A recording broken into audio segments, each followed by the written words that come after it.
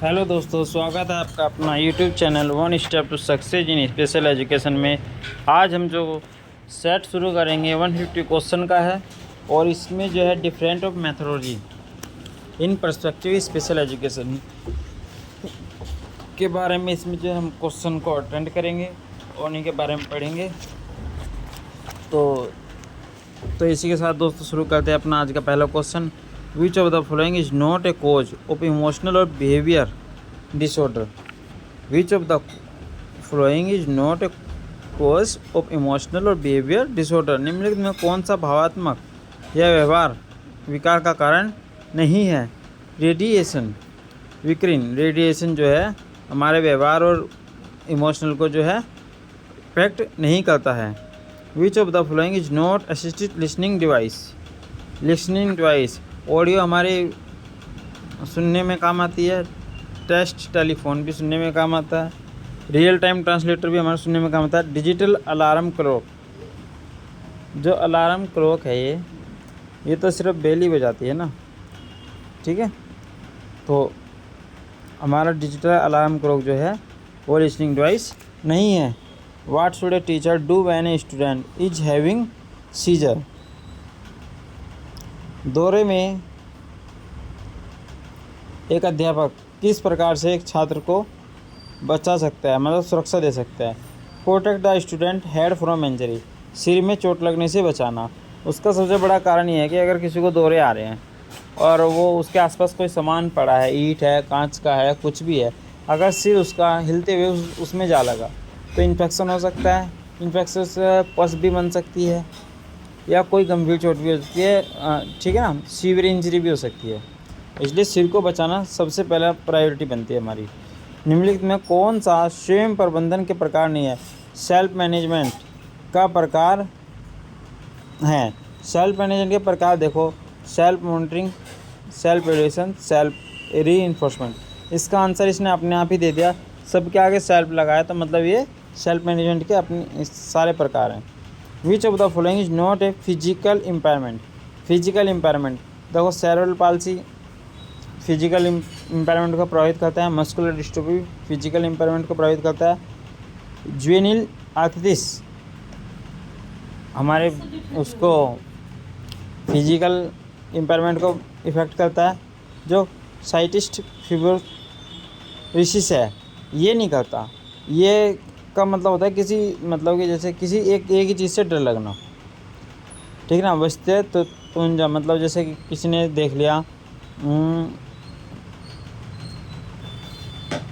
किसी को कुत्ते से डर लगता है। बहुत से आम लोग होते हैं जैसे कुत्ते ने भौंकना शुरू किया एकदम कोने में खड़े हो जाते हैं, तो ये उससे रिलेटेड होते हैं।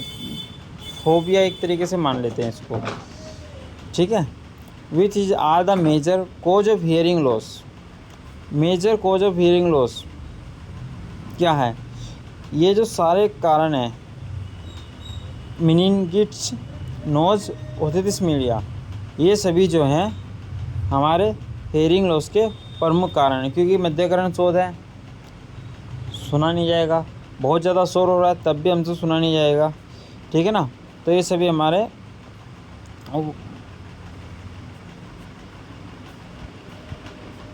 हियरिंग लॉस के कारण है।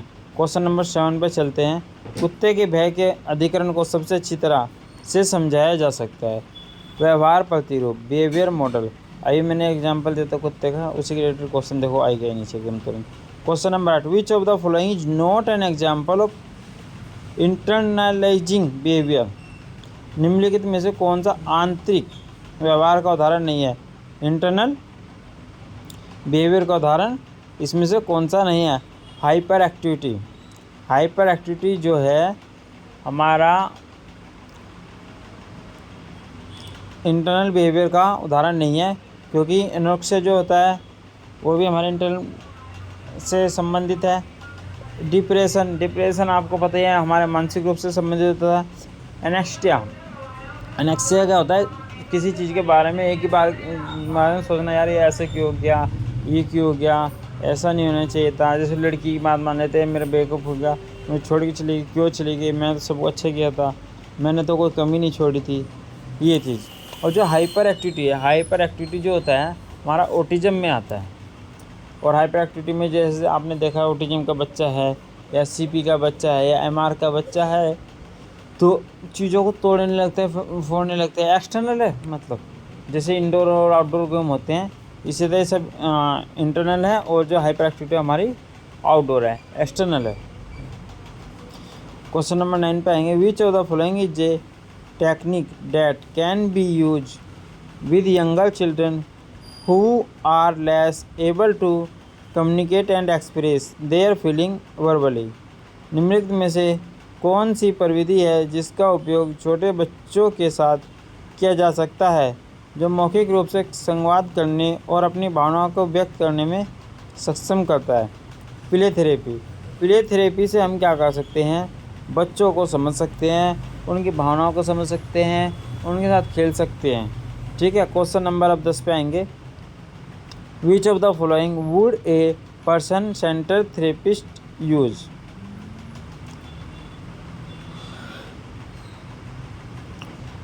जो हमारे जो फिजियोथेरेपिस्ट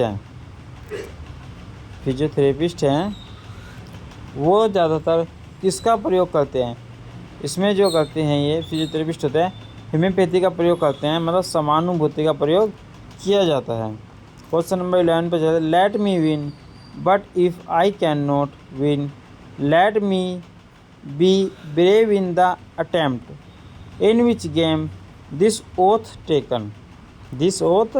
टेकन स्पेशल ओलंपिक। मुझे जीतने दो, लेकिन अगर मैं जीत नहीं सकता तो मुझे प्रयास में बहादुर होने दो।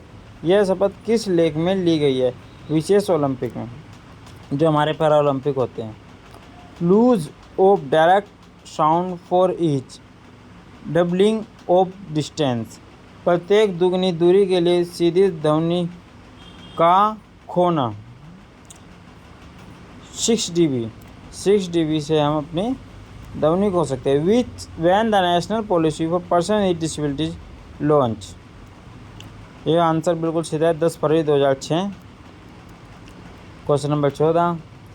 India is a signatory to the declaration on the full partition and equality of people with disabilities in the Asia Pacific region in में भारत एशिया प्रशांत क्षेत्र में दिव्यांग लोगों की पूर्ण भागीदारी और समानता पर घोषणा का हस्ताक्षर करता है।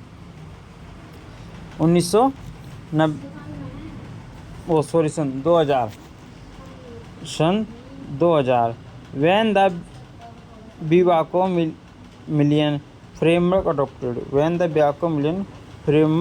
Adopted 2002। The Incheon strategy is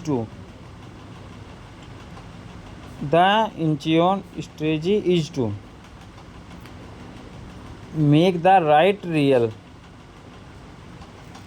Incheon रणनीति के लिए क्या है? अधिकार वास्तविक बनाने। क्वेश्चन नंबर 17 पे चलते हैं। When the Incheon strategy for PWD in Asia and the Pacific was adopted. Asia और प्रशांत में PWD के लिए इंचियोन रणनीति को कब अपनाया गया? कब? सन 2012 में अपनाया गया है। Incheon is a state of. Incheon का एक राज्य है। इंचियोन का जो राज्य है वो कोरिया है। Which one is related to leads और aim for living no one behind. Question number 19 का C. No one behind SDG। प्रतिज्ञा या किसी को पीछे ना छोड़ने का लक्ष्य किससे संबंधित है? SDG से। The question on disability was not canvassed in the census still in India. जनगणना के अनुसार दिव्यांगता पर सवाल नहीं उठाया जा सकता। ये 1941 से 1971 तक के बीच की बात है। ये क्वेश्चन एग्जाम में ऐसा नहीं आता है। In census 2011 the information on type of disabilities has been collected. 2011 की जनगणना में प्रकार की दिव्यांगता के बारे में जानकारी एकत्र की गई। 8. The state is home for the highest number of disabled children 0 से 6 year, Uttar Pradesh. Blindness separate people from thing, but deafness separate people from people. State by home. Helen killer. सबसे पहले हेलन किलर ने ही मतलब शुरुआत की थी. अंधापन लोगों को चीज़ों से अलग करता है, लेकिन बहरापन लोगों को लोगों से अलग करता है. किसके द्वारा कहा गया है? हेलन किलर के द्वारा कहा गया है. हेलन किलर जो है खुद भी इस मतलब डिसेबिलिटी से ग्रस्त थी और उनको खुद इन सब परेशानियों का सामना करना पड़ा था. उसी के चलते इन्होंने इस आर्टिकल को लिखा था. आर्टिकल UNCPRD ऑन एसेसिबिलिटी का जो हमारा UNCPRD में आर्टिकल है वो किस अनुच्छेद के अंदर आता है? वो आता है अनुच्छेद 9 के अंदर. What an ECG measure heart rate. एक ECG क्या मापता है? Heart rate. Behaviour analysis is based upon the principle of operant condition. ये जो हैं क्लासिकल कंडीशन, ऑपरेंट कंडीशन और psychoanalysis, all of the वो, ठीक है. व्यवहार विश्लेषण, हमारा जो व्यवहार विश्लेषण के बारे में जो साइकोलॉजी में जो बताया गया है, साइकोलॉजिस्ट जो है हमारे, वो हम बताया है उन्होंने. जहाँ तक मुझे याद है स्किनर ने बताया है. ठीक है दोस्तों. तो इसके जो बिहेवियर एनालिसिस के बारे में पूछ रहा है तो इसका आंसर जो हमारा बनेगा वो ऑपरेंट कंडीशन बनेगा. Operant condition. Question number 27. Behaviour modification is a type of behaviour therapy. Question number 28 पे आएंगे. Person centre therapy is a type of which therapy. Person centre therapy is a type of which therapy. मानवतावादी चिकित्सा. देखो behaviour therapy के बारे में पूछा तो आंसर बन जाएगा बिहेवियर थेरेपी. बिहेवियर एनालिसिस के बारे में पूछेगा तो ऑपरेंट कंडीशन आएगी. और अगर मानव चिकित्सा के बारे में पूछेगा तो इसका आंसर बन जाएगा मानवतावादी चिकित्सा. Person centre therapy is a type of which therapy. ठीक है ना दोस्तों. क्वेश्चन नंबर 29 पे आएंगे. कार्यात्मक विश्लेषण एक चिकित्सा पर आधारित है. कार्यात्मक विश्लेषण एक चिकित्सा पर आधारित है ऑपरेंट कंडीशन पर. Was diagnosis with a form of motor neuron disease shortly after his 21st birthday. Stephen Hawking.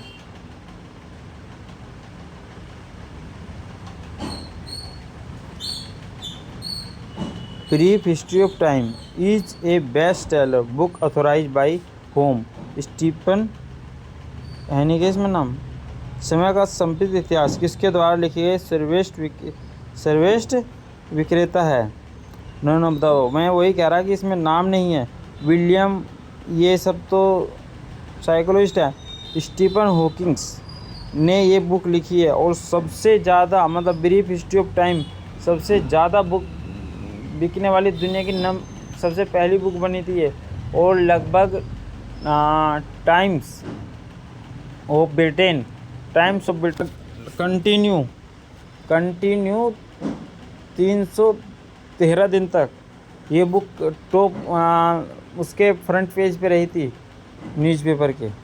Stephen Hawkins की ये बुक थी. इसने 20 रिकॉर्ड बना दिया था इस बुक में जो आज तक भी कोई तोड़ नहीं पाया है. Surdas was a century blind son. 15 is the father of modern rehabilitation service for the disable in India. Lal Advani. ST Dushyant hostel later expanded as NIVH saint स्टेन छात्रावास का विस्तार बाद में के रूप में हुआ है? NIV, national institute for visually handicap. When the APGAR score has been taken after birth, growing up with scholarships and topping UPSC civil service examination not once but twice. Ira Singhal.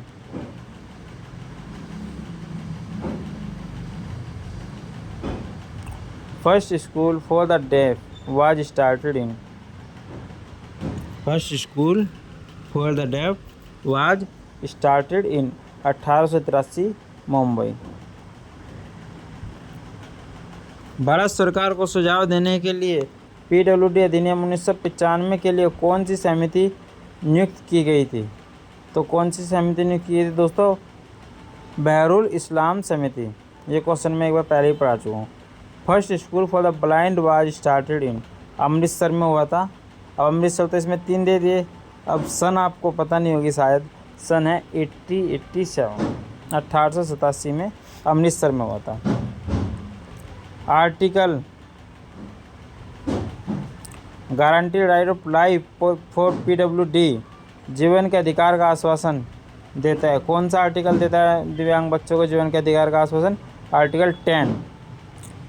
Raahgiri day for PWD first observe on 1 February इन।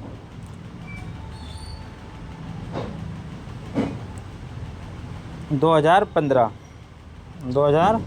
पंद्रह person with disability recognize the and the disability, this is the current UN terminology. दिव्यांग व्यक्तित्व और दिव्यांगता को पहचानते हुए यह संयुक्त राष्ट्र की वर्तमान शब्दावली है। पहला, दूसरा। दिव्यांग व्यक्तित्व पहला और दिव्यांगता दूसरा को पहचानते हैं। ठीक है दोस्तों, समावेशन की प्रक्रिया में 4 चरण होते हैं। कौन सा सही है? समावेशन की प्रक्रिया इंक्लूजन में 4 स्टेप दिए गए हैं और चारों को मतलब सीरियल से लगाना है। इसी टाइप का क्वेश्चन DSSB आजकल ज़्यादा दे रहा है। तो सबसे पहले इसमें हम लगाएंगे डिनाइड, फिर एक्सपेक्टेशन, अंडरस्टैंडिंग और नॉलेज। मतलब पहले इनकार करना, किसी चीज़ को मना कर देंगे, फिर इसको स्वीकार करना, फिर समझना और फिर ज्ञान करना। क्वेश्चन नंबर 44, एक प्रक्रिया को संदिग्ध करता है जिसका उद्देश्य PWD को अपने इष्टतम शारीरिक, संवेदी, बौद्धिक, मनोवैज्ञानिक या सामाजिक कार्यात्मक स्तरों तक पहुंचने और बनाए रखने में सक्षम करता है।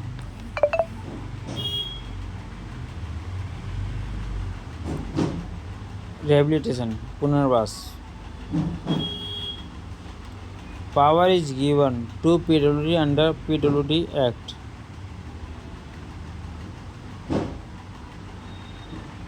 Quasi judicial design special court to handle cases concern violation of the right of PWD। दोस्तों इसमें दोनों ही इसके आंसर बनेंगे। क्वेश्चन नंबर 46 पे हम चलते हैं अपने।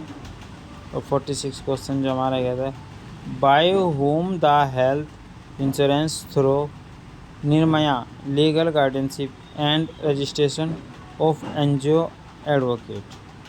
निर्मया के माध्यम से स्वास्थ्य बीमा, कानूनी संरक्षता और गैर सरकारी संगठनों के पंजीकरण की वकालत किसके द्वारा की गई है? NTA के द्वारा की गई है। क्वेश्चन नंबर इस पे आएंगे 47 पे। Day care centre scheme comes under national trust. Day care centre scheme comes under national trust. Expiration scholarship scheme under national trust is. Scholarship scheme under national trust is. 48 का D बनेगा ज्ञान Prabha. Is a incentive scheme under national trust राष्ट्रीय न्यास के तहत एक प्रोत्साहन योजना है। उद्यम Prabha is marketing federation for development and marketing of product made by PWD। दिव्यांगजनों द्वारा बनाए गए उत्पादों के विकास और विपणन के लिए विपणन संघ है। अरुणिम कौन सा है दोस्तों? अरुणिम। अरुणिम को इंग्लिश में बोलेंगे अरुणिम ही बोलेंगे, हिंदी में अरुणिम, इंग्लिश में अरुणिम। क्वेश्चन नंबर अब आते हैं 51 पर। एक मिनट रुकना दोस्तों, थोड़ा पानी पी लेते हैं, गला सूख गया है। क्वेश्चन नंबर 51 क्वेश्चन कहता है UNCRPD and its optional protocol was adopted on 13 December. 13 December UNCRPD और इसके वैकल्पिक संलेख को 13 दिसंबर को अपनाया गया। 13 दिसंबर में सन 2006 में इसको अपनाया गया था। India ratify UNCRPD on 1 October सन 2007। The UNCRPD identify civil and political right for PWD without discrimination of gender, socio-economics on rural urban states। ग्रामीण शहरी स्थिति के भेदभाव के बिना दिव्यांगजनों के लिए नागरिक और राजनीतिक अधिकारियों की पहचान करता है। 6 UNCRPD आर्टिकल ऑन एजुकेशन, शिक्षा पर UNCRPD का अनुच्छेद है 24। Which article of UNCRPD on habilitation and rehabilitation? Question number 55 का आंसर बनेगा 25। आवास और पुनर्वास पर UNCRPD का कौन सा अनुच्छेद आता है? 25 नंबर आता है। Is for those who are born with disabilities and is for those who acquire disability later in life। उन लोगों के लिए है जो दिव्यांग पैदा हुए हैं और लोगों के लिए जो जीवन बाद में दिव्यांगता प्राप्त करते हैं। आवास और पुनर्वास, हैबिलिटेशन और रिहेबिलिटेशन। जो दिव्यांग है उसके लिए हैबिलिटेशन मतलब तो देखा होगा आपने एनएमएच में, एनएमएच में नीचे हॉस्टल भी है और एजुकेशन भी है, दोनों हैं, तो उसी को बोलते हैं हैबिलिटेशन एंड रिहेबिलिटेशन। मतलब बच्चों को रहने के लिए आवास भी दिया जा रहा है और पढ़ने के लिए पुनर्वास भी दिया जा रहा है।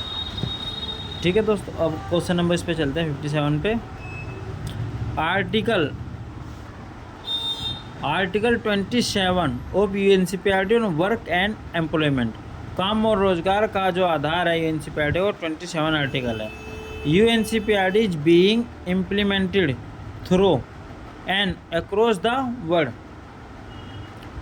इन इंचियन स्ट्रेटेजी। UNCRPD की दुनिया भर में के माध्यम से लागू किया जा सकता है इंचियन रणनीति के द्वारा। Question number 59 when RTI act 2009 come into effect 1 April 2010। GOI MOSJ and DEPD के अंतर्गत किस योजना के तहत PWD को सहायता और उपकरण प्रदान किए जाते हैं? ADIP के द्वारा। Which is Swami Vivekanand national institute for the rehabilitation training and research सुविधार लोकेटेड कटक। भारतीय कृत्रिम अंग निर्माण निगम अलिम्को की स्थापना कब हुई? अलिम्को की स्थापना सबको पता 1972 में हुई थी। Air India reservation for person with disabilities. Air India में 50% का रिजर्वेशन है सिर्फ ब्लाइंडनेस के लिए। Locomotive disabilities, cerebral palsy, muscular dystrophy, किसी भी प्रकार की विकलांगता के लिए कोई कंसेशन नहीं है, सिर्फ ब्लाइंडनेस के लिए 50% का फ्लैट में कंसेशन है। How much reservation in the fair for the person physical disability in the air India? Air India में 0% का है, मैंने आपको पहले ही बता दिया है। PWD के खेलों के विकास के लिए राष्ट्रीय महासंघ के रूप में को जाना जाता है, विशेष ओलंपिक के रूप में जाना जाता है। भारत का संघ जो शारीरिक रूप से दिव्यांग व्यक्तियों के लिए खेल से संबंधित है, पैरा ओलंपिक। दिव्यांगता एक विकासात्मक मुद्दा है। दिव्यांगता एक विकासात्मक मुद्दा है जनसंख्या का। जनसंख्या का दिव्यांगता भी अधिक होती है। How many total population of disabilities according to 2011 census. 2011 की जनगणना के अनुसार दिव्यांगजनों की कुल जनसंख्या कितनी थी? 2.21%।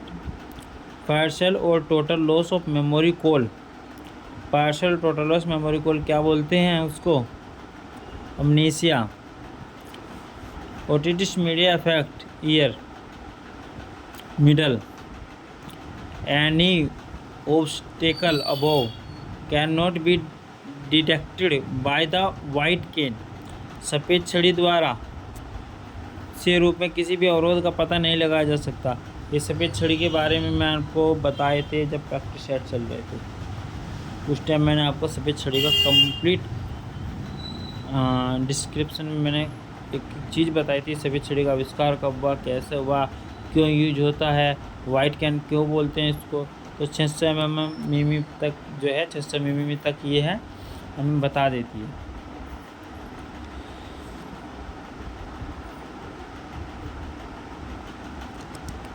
बच्चे का 85% तक विकास किस उम्र तक की आयु में हो जाता है? 6। कोई बच्चा सीखने में बाधक नहीं है किस संगठन द्वारा कहा गया है? कोई बच्चा सीखने में बाधक नहीं है किस संगठन द्वारा कहा गया? यूनेस्को। RPWD अधिनियम 2016 संसद के दोनों सदनों द्वारा पारित किया गया और को लागू हुआ। 74 का B. April 2017। What is weight of the medicine ball for boys? लड़कों के लिए चिकित्सा गेंद का वजन क्या है? चिकित्सा गेंद का वजन क्या है? 3 kg। 3 kg kilogram.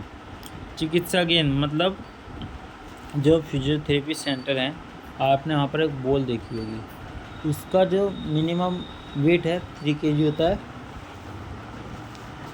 और जो मैक्सिमम वेट होता है वो 5 kg होता है। इतना ही बच्चा उठा पाता है।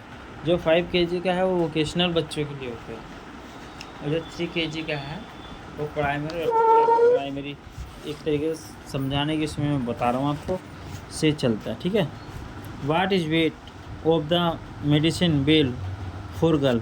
देखो गर्ल के लिए आ गया।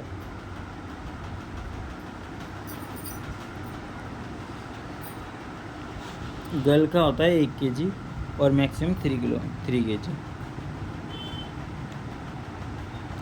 दिव्यांगता से गरीबी का खतरा बढ़ सकता है। गरीबी के दिव्यांगता खतरा बढ़ सकता है, यह कथन किसका कहा है? यह कथन किसका कहा गया है और क्या यह कथन सही है या गलत है?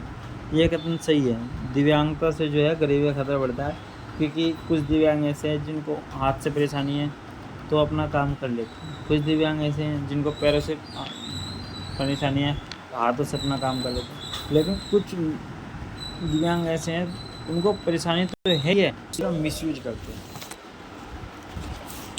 काम नहीं करना चाहते, उस चीज़ का मिसयूज करते हैं, काम नहीं करना चाहते।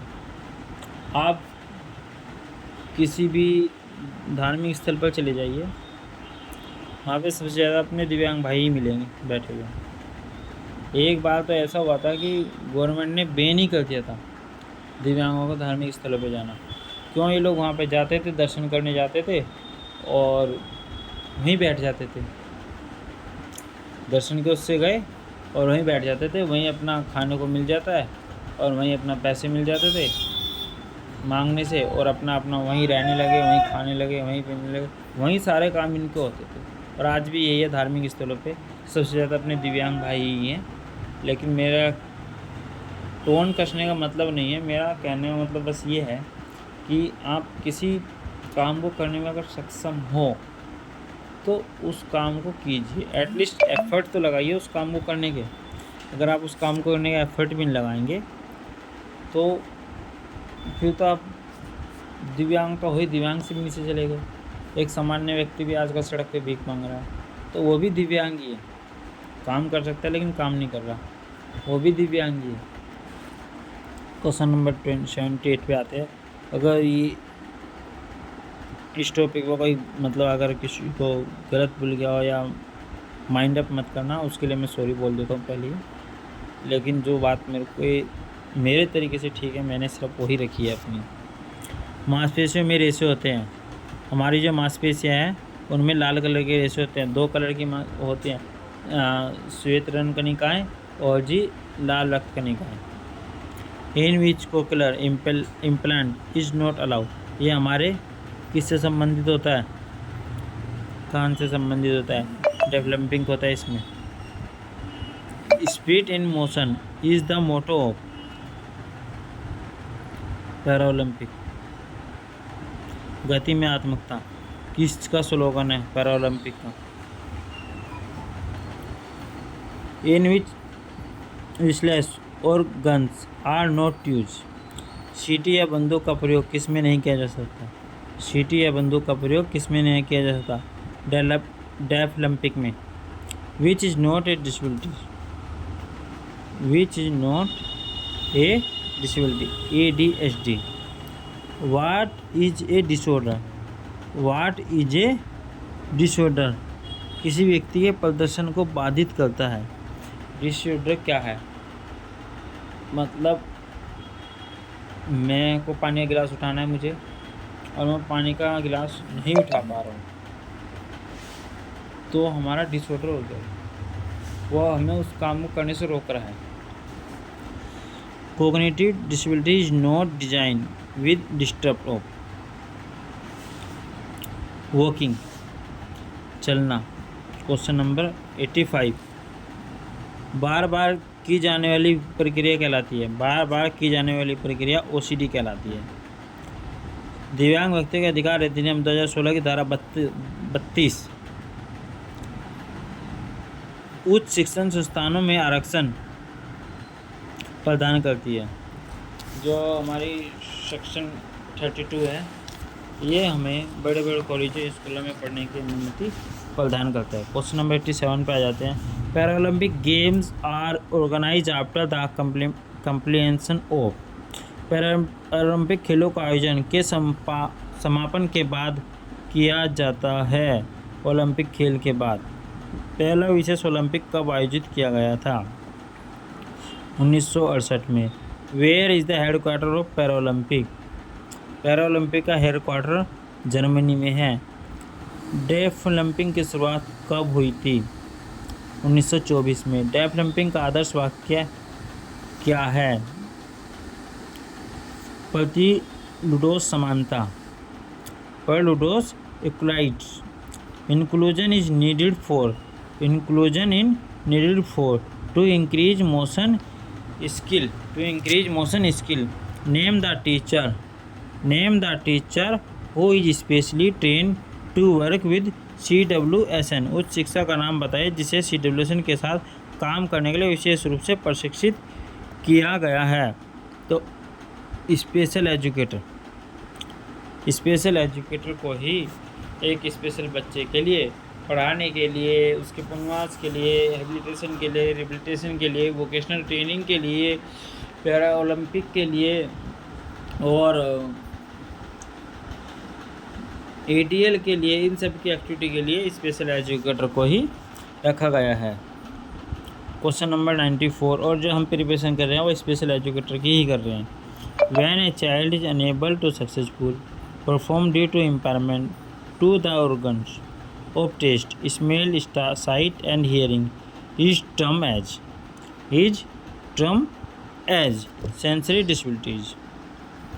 Nutrition, visual and physical defect and gender abnormality are example of which factor that affected the learner. Physical factor. अंधेपन की भयावहता का पता लगाने के लिए पॉपुलेशन बेस्ड सर्वे महत्वपूर्ण महामारी विज्ञान संबंधित उपकरण है। दोस्तों गला लग गया सूखने, और इसी के साथ हमारे रह जाते हैं सिर्फ 3 क्वेश्चन। इनको कंप्लीट करके इस सेशन को ख़त्म कर देंगे, उसके बाद अगला सेशन करेंगे। यह दृश्य तीक्ष्णता, दृश्य क्षेत्र, रंग दृष्टि और विपरीत संवेदनशीलता को प्रभावित करता है। If affect visual acuity, visual field, color vision and contrast sensitive. Visual disabilities. The problem solving skill include which of the following skill? Reasoning, observation, experimentation. Close or careful observation, mental faculty of consider or taking notice of someone or something is termed as cognitive. Question number 100। आज के question complete हो जाएंगे। Inclusive education is important because